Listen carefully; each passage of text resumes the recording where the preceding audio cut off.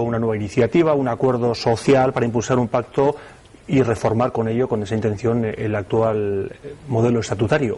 ¿Qué opinión le merece? Pues me parece una pérdida de tiempo. Es decir, hacer un macroacto como el que hizo en el BEC para hablar de lo suyo nada más, de lo que les preocupa a los que estaban allí en aquel recinto y muy poquito a los que estábamos fuera, creo que es una pérdida de tiempo y yo hombre, creo perdón, que eso es lo habitual en todos los partidos cuando hacen... Sí, hombre, pero uno espera de un partido que es el primer partido de la oposición, que ha gobernado este país durante 30 años, que se ha cansado de repetir durante los últimos meses que este gobierno no tiene iniciativas y que ellos tienen la iniciativa política y que ellos son los que de verdad se van a preocupar del país, que no hayan hablado de lo que interesa a la gente. A la gente le interesa muy poquito, sinceramente, si el PNV quiere reformar o no el marco estatutario, si quieren hablar del derecho a decidir o plantear nuevamente una consulta. Quisieran oír al PNV saber qué piensa de la sanidad, de la educación, de las viviendas, de las infraestructuras, del medio ambiente, del desempleo, de cómo atacar la crisis económica. Yo pensé que de eso iba a querer hablar un partido que se quiere vender como alternativa de gobierno, a veces incluso como gobierno paralelo, y sin embargo han hablado, como yo suelo decir, de su libro, de lo que a ellos les preocupa y les interesa. Sí, pero fuera de las paredes del BEC, yo creo que eso no ha tenido ningún recorrido, porque nadie se despierta en este país por las mañanas pensando en cómo reformamos el marco estatutario y volvemos a poner en marcha el derecho a decidir, especialmente 3 días después de que los tribunales europeos le hayan dado una bofetada muy sonora rechazando el recurso contra la consulta de Ibarretxe. Por cierto, antes de las elecciones del pasado 1 de marzo, también el Partido Socialista hablaba de la posibilidad, de alguna manera, de modificar el actual estatuto, de caminar, de hablar, de inspeccionar incluso la posibilidad de llegar a acuerdos con otros partidos para modificar de alguna manera el estatuto de Gernika. Y sí es verdad que en este año que ha pasado, desde el pasado 1 de marzo, el Partido Socialista ha bajado su perfil a la hora de reclamar modificaciones del estatuto. Sí, en primer lugar porque no fue nunca la prioridad de las actuaciones que nos planteamos en el gobierno.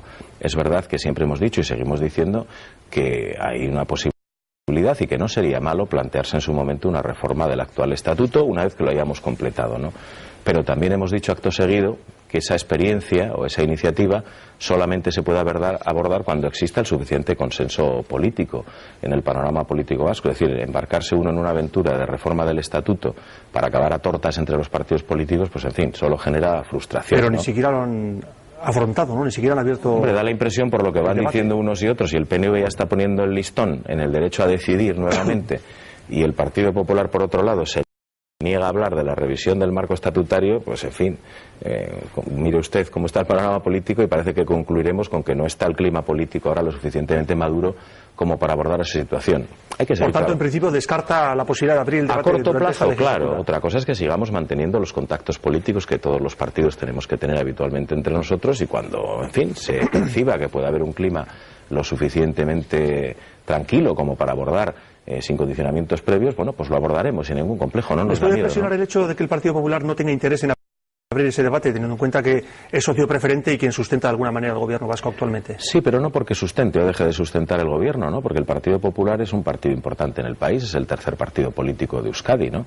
Entonces, los consensos en grandes temas, esto no es una ley orgánica cualquiera, no es aprobar la ley de, yo qué sé, pues la ley del taxi, por ejemplo. Es un tema que requiere un consenso amplísimo, al menos igual que el que tuvo el actual Estatuto de Gernika, ¿no? Entonces, esté como socio parlamentario del gobierno o no lo esté, en cualquier caso es importante la opinión del Partido Popular, porque representa una parte importante del electorado vasco, como lo es de forma muy importante la del Partido Nacionalista Vasco, ¿no? Entonces, cuando exista un mínimo punto de encuentro, lo exploraremos, y bueno, nosotros tenemos que hacer un poco quizás de punto de encuentro, de puente entre esas dos sensibilidades, ¿no? La de que quiere ir mucho más allá de lo razonable y la de quien no quiere moverse, ¿no?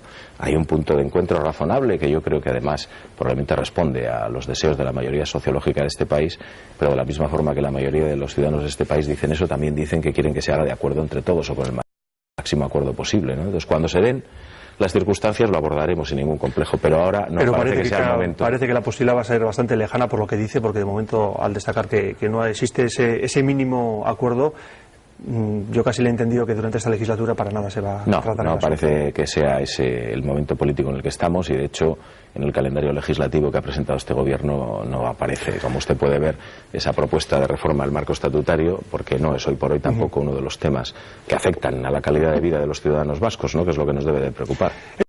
Este fin de semana también nos ha dejado otro hecho político, que es el del acercamiento de un sector de la izquierda abertzale y también de Euskal Alkartasuna en torno a una nueva plataforma, dice, suprapartidista por encima de los partidos para tratar de alguna manera de unir fuerzas nacionalistas.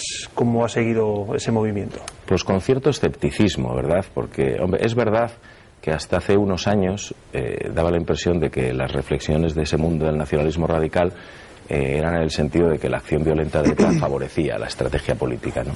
Hemos avanzado algo en el sentido de que ahora ese mundo lo que tiene interiorizado es que las acciones de ETA perjudican sus intereses políticos, ¿no? Hasta ahí podemos estar todos de acuerdo y probablemente estemos de acuerdo también en que una parte importante de ese mundo pues puede estar haciendo esa reflexión con sinceridad, pero claro, las acciones de ETA, lo que estamos viendo estos 2 últimos meses negros, por cierto, afortunadamente para la banda terrorista, no parece que acompañen mucho las reflexiones de ese mundo del nacionalismo radical, ¿no? Y luego llama la atención que se haga una reflexión, y yo me puedo creer, y me creo, la reflexión sincera de muchos de los que han participado en esos debates, probablemente, ¿no? Pero en fin, parece extraño que cuando uno desde ese mundo hace una reflexión sobre la situación política del país y sobre las vías a adoptar, no haga ningún tipo de referencia a ETA. Es decir, aquí estamos haciendo la reflexión en Euskadi, no en Laponia, ni en Australia. Aquí existe ETA. Y además existe una ETA que se va demostrando día a día que tiene intención de seguir matando y que lo intenta todos los días y no puede por la actuación de la policía. Entonces, ¿por qué no se hace una sola reflexión? Y luego hay otra cuestión. Cuando uno hace una reflexión de ese calibre, una reflexión que, por cierto, suena muy parecida a la que hizo ya el señor Otegi en Anoeta y en otros documentos, en fin, tendrían que llevar a una conclusión. Esas reflexiones llevan a una única conclusión. Piden a ETA que desaparezca. O ETA desaparece o ellos se desmarcan definitivamente del mundo. Ya sabe de ETA, que Jesús Eguiguren dice que él es bastante optimista y le gustaría creer que durante esta legislatura se podría dar o la noticia de que ETA dice hasta aquí hemos llegado, o que la propia izquierda abertzale le dice a ETA que cada uno por su camino. Pero ahí llegaremos porque el Estado ha tomado la decisión de actuar con toda firmeza, de no dejar ni aire ni respirar al mundo de ETA, y tenemos una noticia bien reciente en ese sentido. ¿Para qué? Para que tengan muy claro que el único camino que les queda si quieren jugar en política es uno de dos: o que ETA desaparezca definitivamente, que tome la decisión autónomamente de hacerlo, o que el mundo que quiere jugar en política se desmarque clara y contundentemente, ¿no? No estamos todavía ni en la una ni en la otra, pero en fin, si ellos quieren ser creíbles tendrán que dar el último paso. Lo que no pueden volver a decirnos es al resto de los partidos políticos y al sistema democrático que nos volvamos a mover, porque en fin, nos hemos movido muchas veces y siempre hacia su lado y siempre nos han frustrado. Quien tiene que moverse ahora son ellos. Nosotros no tenemos que hacer nada más de lo que hemos hecho. Y una última cuestión, echando un vistazo a este pasado fin de semana, ha habido un hecho bastante llamativo en un acto de protesta en Guipúzcoa, llamémosle así, porque el diputado general de Guipúzcoa ha mostrado una placa en la que deja entrever o deja bien claro que van a colocar la bandera española no porque quieran, sino porque se le ha impuesto. Es una protesta llamativa que no habíamos visto hasta ahora. Sí, bueno, nada sorprendente teniendo en cuenta que el señor Olano pasa por ser un discípulo aventajado de Joseba Eguíbar, ¿no?